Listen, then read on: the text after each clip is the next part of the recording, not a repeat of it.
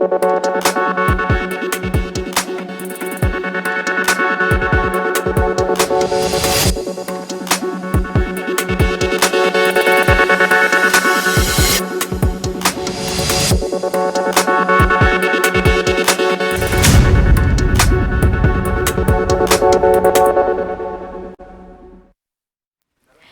जन उत्तराखंड में आप सभी का स्वागत है। मैं हूं आपके साथ स्फूर्ति सिंह। सबसे पहले नजर हेडलाइंस पर। सीएम धामी की अध्यक्षता में मंत्रिमंडल की बैठक, 1 दर्जन से ज्यादा प्रस्तावों पर लग सकती है मुहर। यूसीसी ड्राफ्ट पर भी हो सकती है चर्चा।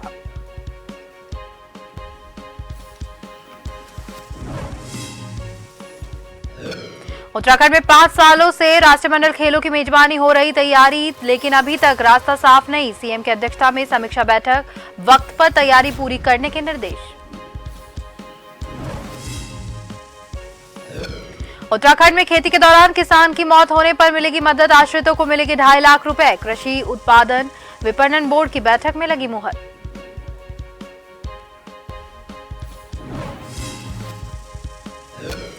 देहरादून में ऑनलाइन लाखों की ठगी का खुलासा, साइबर सेल ने खाता फ्रीज करवाकर वापस करवाई रकम। कंपनी के एमडी का भतीजा बनकर ठगे थे 9 लाख, आरोपी अरेस्ट।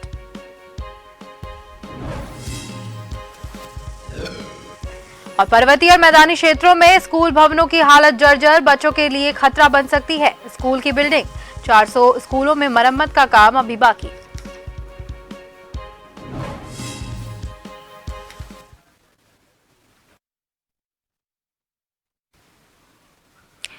और आपको सीधा लिए चलते हैं छत्तीसगढ़ के रायपुर में, जहां पर प्रधानमंत्री नरेंद्र मोदी पहुंचे हैं।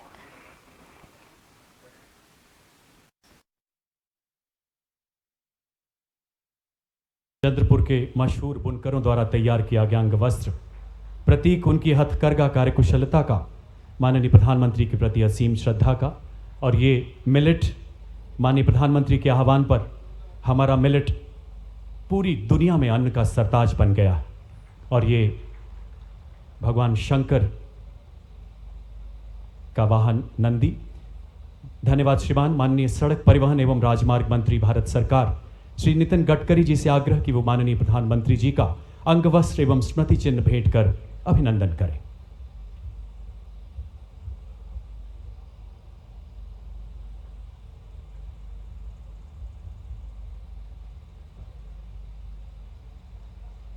आइए करतल ध्वनि से पुनः अभिवादन करें, अभिनंदन करें इन अलौकिक पलों का। छत्तीसगढ़ के बस्तर क्षेत्र के कारीगरों द्वारा तैयार की गई भगवान शिव के वाहन नंदी की प्रतिमा, जिसे हमारी संस्कृति में मंगल। उत्तराखंड के देहरादून में मुख्यमंत्री पुष्कर सिंह धामी की अध्यक्षता में मंत्रिमंडल की बैठक हुई। वही सचिवालय में आयोजित बैठक में करीब 1 दर्जन से ज्यादा प्रस्तावों पर मुहर लग सकती है। बता दें कि जुलाई महीने की पहली मंत्रिमंडल बैठक है। महत्वपूर्ण प्रस्तावों के साथ यूसीसी ड्राफ्ट पर भी चर्चा हो सकती है। उत्तराखंड ड्रोन पॉलिसी के प्रस्ताव पर भी चर्चा हो सकती है। राशन कार्ड धारक और सरकारी अस्पताल और कई सरकारी पॉलिसी सहित कई अहम मुद्दों को लेकर भी बैठक की जा रही है।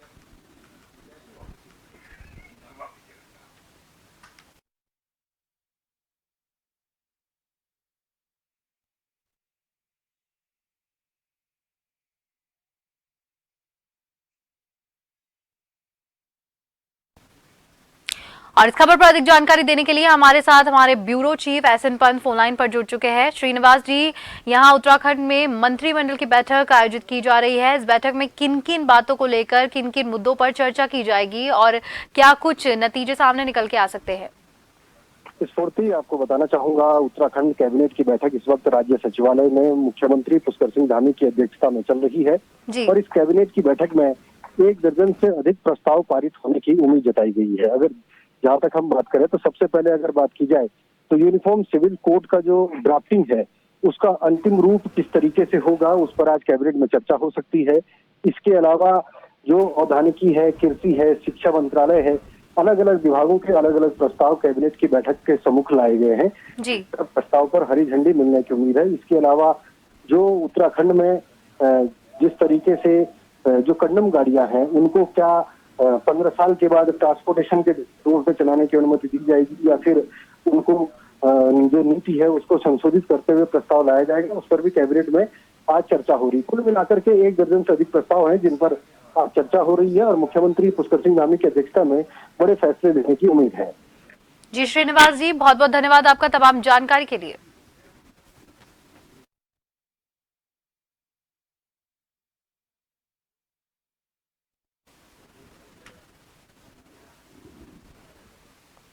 मानहानि केस में गुजरात हाई कोर्ट का फैसला, राहुल गांधी की पुनर्विचार अर्जी पर फैसला आया है। खबर सामने आ रही है, राहुल गांधी की पुनर्विचार अर्जी पर फैसला, गुजरात हाई कोर्ट से राहुल गांधी को झटका। कांग्रेस नेता राहुल गांधी की याचिका को खारिज कर दिया गया है।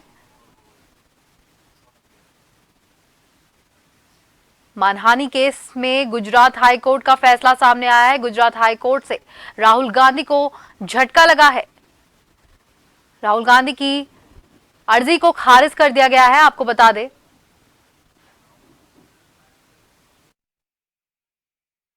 को खारिज कर दिया गया है। और इस खबर पर अधिक जानकारी देने के लिए मेरे साथ मेरे सहयोगी पुनीत गांधी फोन लाइन पर जुड़ चुके हैं। पुनीत, राहुल गांधी की जो याचिका थी उसको खारिज कर दिया गया है मानहानि केस को लेकर, क्या कुछ तमाम जानकारी है इसको लेकर? जी स्मृति, आपको बता दें, राहुल गांधी की याचिका को गुजरात हाई कोर्ट ने खारिज कर दिया है। ये मानहानि मामला था। राहुल गांधी ने 2019 लोकसभा चुनाव के दौरान कर्नाटक में रैली के दौरान मोदी सरनेम को लेकर बयान दिया था जी। इस बयान को लेकर बीजेपी विधायक उमेश मोदी ने राहुल गांधी के खिलाफ मानहानि का मामला दर्ज कराया था। आज 4 साल बाद सूरत की निचली अदालत ने राहुल गांधी को इससे पहले दोषी भी करार दे दिया था और उनकी संसद सदस्यता चली गई थी इस मामले में। आज उन्होंने इस जो उनकी सजा थी उसको हटाने के लिए अर्जी लगाई थी, लेकिन हाईकोर्ट ने इस अर्जी को खारिज कर दिया है और उनकी जो सजा है उसको बरकरार रखा है। जी पुनीत, बहुत बहुत धन्यवाद आपका तमाम जानकारी के लिए।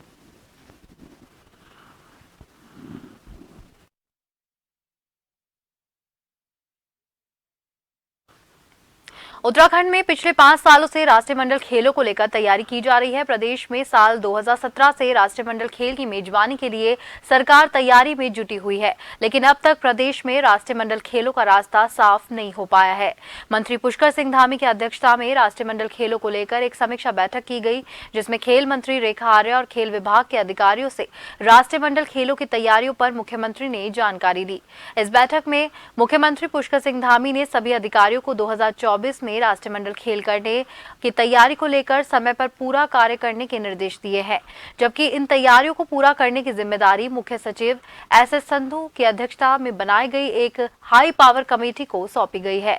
2024 में होने वाले 38वें राष्ट्रमंडल खेलों में खेल गांव नहीं बनाए जाएंगे। ऐसे में इन खेलों में हिस्सा लेने वाले खिलाड़ियों को निजी होटल में ही ठहराया जाएगा। खेल मंत्री रेखा आर्य ने कहा कि मुख्यमंत्री की अध्यक्षता में बैठक सकारात्मक रही।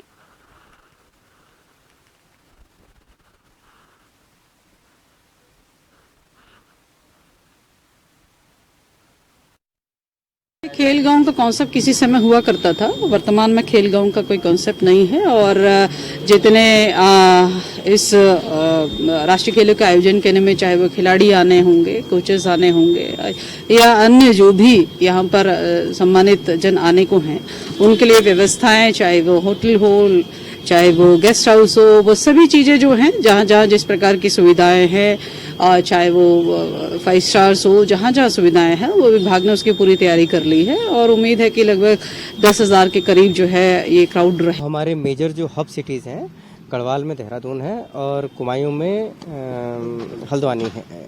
और उसमें अगर आप देहरादून की बात करेंगे तो देहरादून में हमारा देहरादून के साथ साथ एक हरिद्वार है और ऋषिकेश है। इसी तरीके से हल्द्वानी के साथ हमारा रुद्रपुर है, गुलर भोज है और नैनीताल है। इन सारी जगह पे हमारे ये इवेंट्स होंगे। और जैसा आपने कहा कि अंतर्राष्ट्रीय स्टेडियम सिर्फ 2 ही हैं, तो इन 2 जगह के अलावा भी जैसे हमारा रुद्रपुर एक वेन्यू है, रुद्रपुर में हमारे नए नए मल्टीपर्पज़ हॉल हमने बनाए हैं, वहाँ 3 हमारी एक्टिविटीज़ होनी हैं।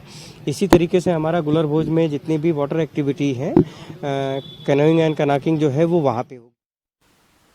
दिल्ली में केंद्रीय मंत्री पीयूष गोयल की अध्यक्षता में हुई सभी राज्यों के खाद्य और नागरिक आपूर्ति मंत्रियों का राष्ट्रीय सम्मेलन आयोजित किया गया। इस सम्मेलन में मोटे अनाज की खरीद और वितरण के लिए एक कार्य योजना विकसित करने और आगामी धान की फसल की खरीद व्यवस्था को सुगम और सुविधाजनक बनाने पर चर्चा की गई। इसके अलावा पीडीएस में सुधार के लिए स्मार्ट पीडीएस योजना और राशन की दुकानों की मॉडल एसपीएस की भी चर्चा की गई, जहां पर केंद्रीय मंत्री पीयूष गोयल ने इस वर्ष धान का न्यूनतम समर्थन मूल्य बढ़ाने के लिए सभी राज्यों को कहा है। देखिए, दिल्ली में माननीय केंद्रीय मंत्री जी ने एक बैठक रखी थी और उस नेशनल कॉन्फ्रेंस में खासकर जिस प्रकार से प्रधानमंत्री गरीब कल्याण अन्न योजना के निमित्त जिस प्रकार से एनएफएसए के तहत हम लोग अपने राशन कार्ड धारकों को मुफ्त राशन दे रहे हैं, उस परिप्रेक्ष्य में फीडबैक भी था। साथ साथ में स्मार्ट पीडीएस के कॉन्सेप्ट पे भी अब हमें काम करना है। उत्तराखंड में खेती के दौरान किसान की मृत्यु होने पर आश्रितों को 2.5 लाख रुपए की सहायता दी जाएगी। उत्तराखंड कृषि उत्पादन विपणन बोर्ड की बैठक में व्यक्तिगत दुर्घटना बीमा की राशि को बढ़ाने के प्रस्ताव पर मुहर लगा दी गई है। इसके साथ ही किसानों के लिए कृषक उपहार योजना भी जल्द ही शुरू करने का निर्णय किया गया है।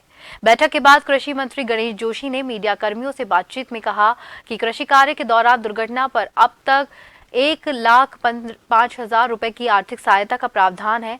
इस राशि को 1 लाख रुपए और बढ़ाते हुए 2.5 लाख रुपए कर दिया गया है। कुमाऊं मंडल की तर्ज पर कृषि योजनाओं के प्रचार के लिए गढ़वाल मंडल ने भी मोबाइल वैन चलाई जाएगी। कृषक उपहार योजना के लिए 10 लाख रुपए के बजट का प्रावधान भी किया गया है।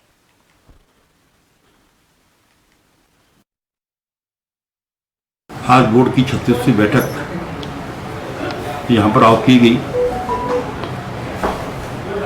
जिसमें जो किसानों के लिए हम छोटी छोटी सड़कें बनाते हैं 1297.31 लाख के निर्माण कार्य का उसमें किया गया। कई और फैसले किसानों के हित में किए गए। जो किसान कार्य करते हुए दुर्घटना या किसी सांप काटने वजह से किसानों की मृत्यु जाती थी, पूर्व में उनको 1.5 लाख रुपए दिया था, तो उसको बढ़ाकर 2.5 लाख रुपए कर दिया। उत्तराखंड कांग्रेस ने धामी सरकार पर उत्तराखंड के बेरोजगारों को मानसिक और आर्थिक शोषण करने का आरोप लगाया है। दरअसल 9 जुलाई को यूके एसएससी ग्राम विकास अधिकारी और समाज कल्याण अधिकारी की परीक्षा आयोजित करने जा रही है। कांग्रेस की प्रदेश प्रवक्ता गरिमा दसोनी ने प्रेस वार्ता करके यूके एसएससी के अव्यवस्थाओं के बारे में मीडिया को जानकारी दी। प्रेस वार्ता में कांग्रेस ने अभ्यर्थियों को होने वाली समस्याओं के बारे में सरकार और प्रशासन को जानकारी देते हुए सीएम धामी सरकार से परीक्षा स्थगित करने की मांग की है। उत्तराखंड में 4 से 15 जुलाई तक कांवड़ यात्रा का आयोजन हो रहा है। ऐसे में ट्रैफिक जाम और पब्लिक ट्रांसपोर्ट मिलने में दिक्कत स्थानीय निवासियों को हो रही है, जिसके चलते कई अभ्यर्थियों ने 9 जुलाई को होने वाली परीक्षा के लिए कांग्रेस से इसे स्थगित करने की मांग की है। बहुत बड़ी चूक हुई है अधीनस्थ सेवा चयन आयोग के द्वारा, क्योंकि 4 और 5 दिसंबर 2021 को ग्राम विकास अधिकारी और समाज कल्याण अधिकारी की जो परीक्षाएं हुई थी वो नकल की भेंट चढ़ गई। इसमें बेरोजगार युवाओं का तो कोई दोष नहीं था, जिन्होंने ईमानदारी के साथ, मेहनत के साथ, पूरी कर्मठता के साथ इस इम्तिहान को दिया, उनकी तो कोई भूल नहीं थी। लेकिन फिर भी 2 साल वो चक्की में पिसे हैं और इंतजार किया है उन्होंने कि पुनः ये परीक्षाएं कराई जाएं। अब जब परीक्षा की तारीख सुनिश्चित हुई है तो वो 9 जुलाई हो गई है। उधम सिंह नगर के जिले के किच्छा में महिला कांग्रेस कमेटी के बैनर तले कांग्रेसियों ने बढ़ती महंगाई के खिलाफ जुलूस निकालकर जोरदार प्रदर्शन किया। आक्रोशित कांग्रेसियों ने प्रदर्शन के दौरान भाजपा सरकार का पुतला दहन किया। कांग्रेस नगर अध्यक्ष सिमरनजीत कौर और प्रदेश महासचिव सुनीता कश्यप के नेतृत्व में तमाम महिलाओं ने बर्तन बजाते हुए गैस सिलेंडर के साथ प्रदर्शन किया। इस दौरान महिला कार्यकर्ताओं ने पुरानी गल्ला मंडी से एमपी चौक तक जुलूस निकाला और भाजपा सरकार के खिलाफ जमकर भड़ास निकाली। महिलाओं ने कहा कि अच्छे दिन का सपना दिखाने वाली भाजपा सरकार झूठ बोलकर देश की जनता को गुमराह कर रही है। कांग्रेसियों ने कहा कि भाजपा सरकार की जनविरोधी नीतियों और बढ़ती महंगाई के कारण 2024 के लोकसभा चुनाव में देश की जनता भाजपा को सबक सिखाएगी। पुतला दहन हमने महंगाई के कारण किया है महंगाई, आज ये पूरा प्रदेश जो महंगाई से जूझ रहा है, जिसकी वजह से आज महिलाओं का चूल्हा भी बुझता हुआ नजर आ रहा है। बच्चों के दूध से लेके दाल चावल आटा सब पे टैक्स लग रहा है और आज महिलाएं कह रही हैं हमारा ये दाम कम कर दो, तो मोदी सरकार कहती है कि हमारा बजट नहीं है। तो ये बजट कहाँ गया मोदी जी? और क्या ये आपका स्मार्ट इंडिया है? ये आपका स्मार्ट भारत है जहाँ पे बिल्कुल सुनवाई नहीं हो रही, महिलाओं का चूल्हा बुझ गया है। खबरों का सिलसिला यूं ही जारी रहेगा। फिलहाल वक्त हो गया है एक ब्रेक का।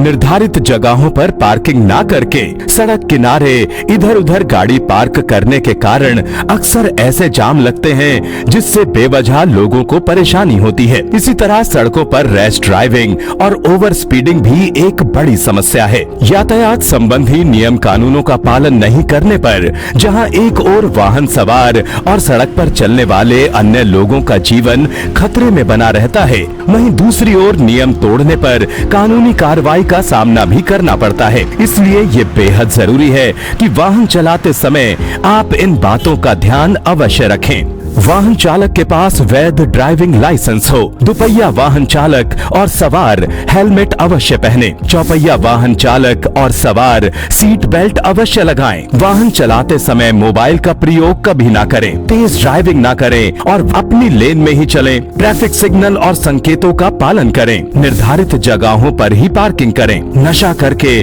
वाहन कभी ना चलाएं। दुनिया की सबसे बड़ी आबादी वाले देश भारत में सड़क दुर्घटना की स्थिति इतनी भयावह है कि हमारे देश में औसतन प्रति घंटे 18 लोग, प्रतिदिन 432 लोग और प्रति वर्ष 1.5 लाख से ज्यादा लोग सड़क हादसों का शिकार होकर अपनी जान गंवा देते हैं।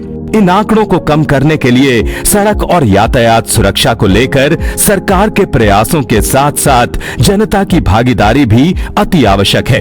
याद रखिए, हर एक जीवन कीमती है और सड़क पर यात्रा कर रहे प्रत्येक व्यक्ति का इंतजार कोई ना कोई घर पर कर रहा होता है। इसीलिए एक जिम्मेदार नागरिक बने, यातायात के नियमों का पालन स्वयं भी करें और दूसरों को भी प्रेरित करें। स्वयं सुरक्षित रहें, दूसरों को भी सुरक्षित रखें। यातायात पुलिस विभाग, उत्तराखंड सरकार द्वारा जनहित में जारी।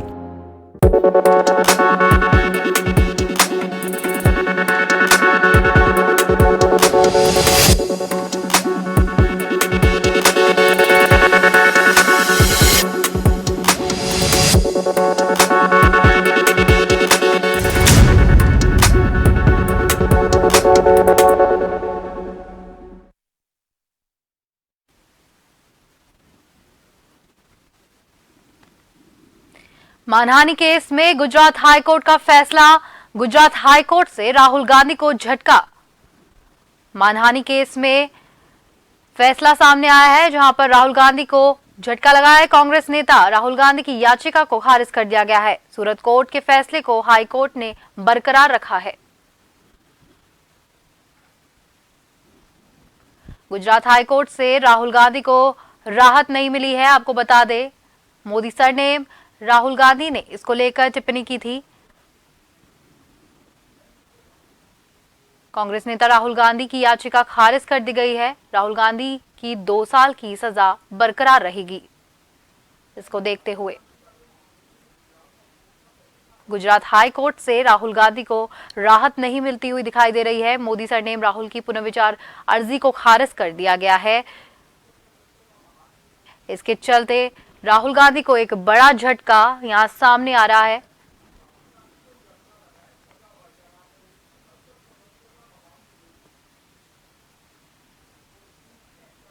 गुजरात हाईकोर्ट से राहुल गांधी को राहत नहीं मिली है, ये खबर सामने आ रही है।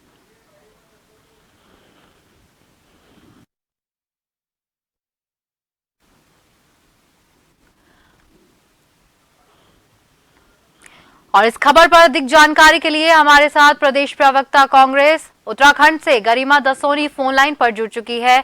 गरिमा, यहां पर खबर सामने आ रही है कि राहुल गांधी की याचिका को खारिज कर दिया गया है। राहुल गांधी की क्या कुछ कहना चाहते हैं?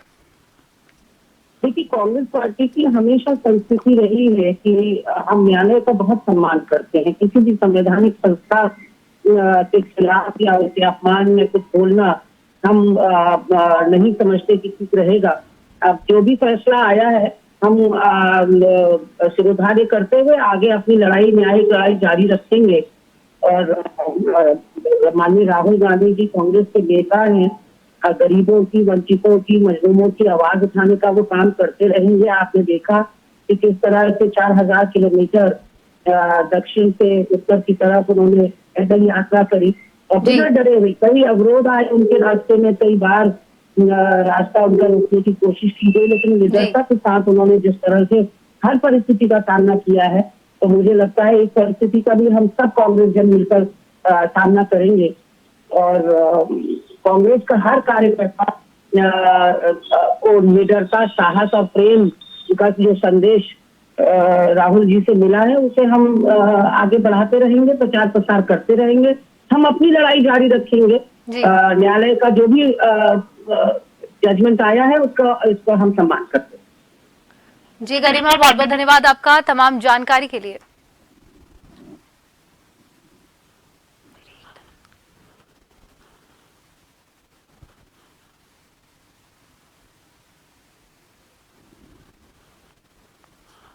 उत्तराखंड में मानसून सीजन लग चुका है और प्रदेश के कई हिस्सों में लगातार बारिश भी हो रही है। ऐसे में सबसे ज्यादा खतरा डेंगू का है।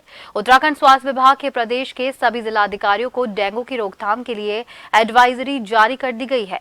सभी जिलाधिकारी को निर्देशित किया गया है कि सभी एसडीएम को जिला अस्पतालों में निरीक्षण के लिए भेजा जाए और ये सुनिश्चित किया जाए कि किसे डेंगू के लिए बेड्स और प्लेटलेट्स जैसी सुविधा उपलब्ध हो रही है और नहीं।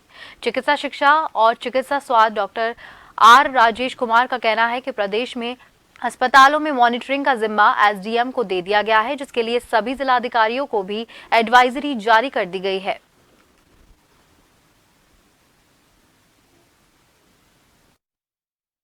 जागरूकता डेंगू रोकथाम अभियान का एक अहम हिस्सा है और स्वास्थ्य विभाग समय समय पर जन जागरूकता अभियान हेतु वेरियस पोस्टर्स, पैम्फलेट्स इत्यादि प्रकाशित भी करता है और विभागों के माध्यम से भी डिसमिनेट हम लोग करते हैं और डिस्ट्रिक्ट एडमिनिस्ट्रेशन के माध्यम से भी हम लोग डिसमिनेट करते हैं। तो इस बार भी हम लोगों ने वही स्ट्रैटेजी फॉलो की। उत्तराखंड के बुग्गावाला क्षेत्र के 5 बच्चों ने क्षेत्र का नाम रोशन किया है, जिससे क्षेत्र में खुशी की लहर है। वहीं 5 बच्चों के घर बधाई देने वालों का तांता लगा हुआ है, जिसके चलते विकास सैनी राष्ट्रीय अध्यक्ष भारतीय किसान यूनियन क्रांति और मुकेश कंबोज राष्ट्रीय संयोजक ने अपने समर्थकों के साथ बादीवाला गांव में पहुंचकर 5 विजेता बच्चों का स्वागत किया। गौरतलब है कि नेपाल में आयोजित अंतर्राष्ट्रीय एथलेटिक्स चैंपियनशिप में बुग्गावाला से जसविंदर कौर ने लंबी कूद में गोल्ड मेडल और दीपक पाल ने गोल्ड मेडल और गुरप्रीत सिंह, ऋतिक सिंह साथ ही शीतल पाल ने भी सिल्वर मेडल जीता है, जिसमें विकास सैनी राष्ट्रीय अध्यक्ष और मुकेश कंबोज राष्ट्रीय संयोजक ने 5 बच्चों का उत्साहवर्धन कर बधाई दी। जहाँ पे खेल की कोई सुविधा नहीं है, जहाँ पे प्रैक्टिस कर सकन, ना कोई मैदान है इस तरह का जिसमें ये कंटिन्यू अपनी एक्सरसाइज कर सकन, शाम के टाइम या सुबह के टाइम कोई व्यवस्था नहीं है। और इतने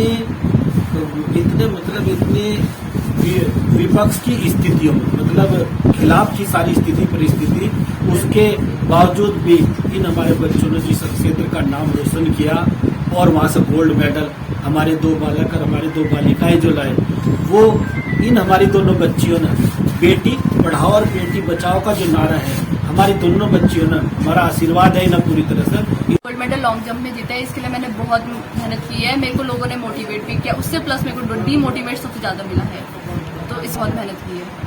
देना चाहूंगी कि अपना एम और अपने ड्रीम पे फोकस करें। जो लोग कह रहे हैं ना, उसको पॉजिटिव वे में लेके चलो।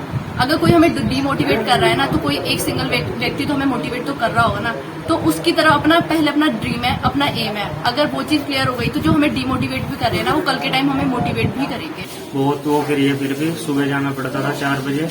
ग्राउंड में लाइट भी नहीं, जैसे कि ऐसे जाना पड़ता था।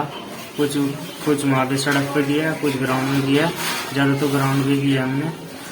और वहीं पे हमने जो कुछ वहीं पे होती थी हमारी तैयारी। ग्राउंड में ऊपर खबर है? हाँ जी, भूटान है या फिर इटली है, वहाँ पे भी जाएंगे। आज को हमारी भारतीय किसान क्रांति राजनीतिक राष्ट्रीय अध्यक्ष विकास सैनी जी आज यहाँ आए और उन्होंने पता लगा था जब कि हमारे इस नोकड़ा ग्राम पंचायत के 4 बच्चे नेपाल से इंडो नेपाल मैच में एथलेटिक्स में, कुछ जंपिंग में, इस तरह के उसमें खेल में कुछ 2 गोल्ड मेडल लेके आए हैं, 2 सिल्वर पदक लेके आए हैं। ठीक है जी। तो उनको एक ऐसे क्षेत्र से जहाँ पे कुछ सुविधाएं नहीं है उनके पास में, फिर भी वो मेडल लेके आए।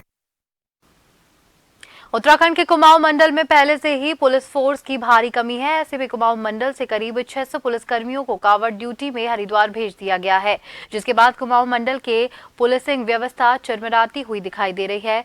पुलिस मुख्यालय के कावड़ ड्यूटी के लिए कुमाऊं मंडल से पुलिस की डिमांड की थी, जिसके बाद कुमाऊं मंडल के सभी 6 जिलों से 600 पुलिसकर्मियों को हरिद्वार भेजा गया, जिसमें 500 कांस्टेबल, 75 उप निरीक्षक, 15 निरीक्षक और 10 महिला उप निरीक्षक शामिल है। वहीं आईजी कुमाऊं नीलेश आनंद भरने ने बताया कि पुलिसकर्मियों को कावड़ ड्यूटी में भेजने के चलते सबसे ज्यादा असर ट्रैफिक व्यवस्था पर पड़ता हुआ दिखाई दे रहा है। कुमाऊं मंडल से जो गढ़वाल मंडल को जो है 600 के करीब फोर्स गई है, जिसमें 500 के करीब कांस्टेबल है, 100 जो है अधिकारी है विभिन्न रैंक के।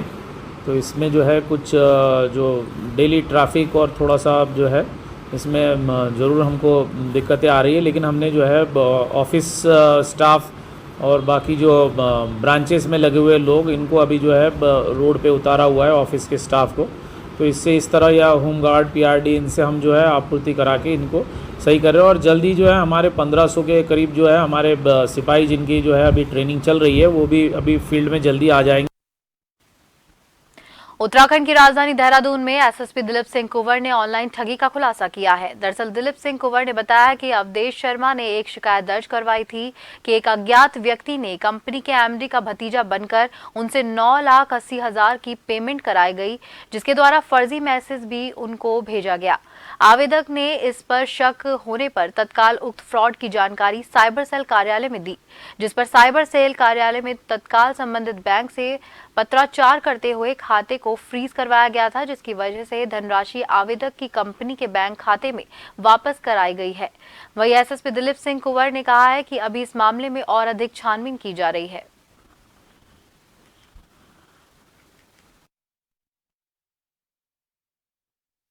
ऑनलाइन ठगी हुआ था। एक यहाँ देहरादून में ही एक accountant Makin developers private limited company है, उसका एमडी साहब हैं। तो एमडी साहब के भतीजा बन करके उनसे 9,80,000 और 602 रुपया की ठगी हुई। उनका भतीजा बन के किसी ने कहा कि मेरे को पैसा चाहिए, उन्होंने पैसा डाल दिया। जब उन्होंने अपने भतीजे को कॉल किया तो पता लगा कि जो है तो किसी ने जो है साइबर ठगी कर दी। इसी के साथ जन उत्तराखंड में फिलहाल के लिए इतना ही। मुझे दीजिए इजाजत। नमस्कार।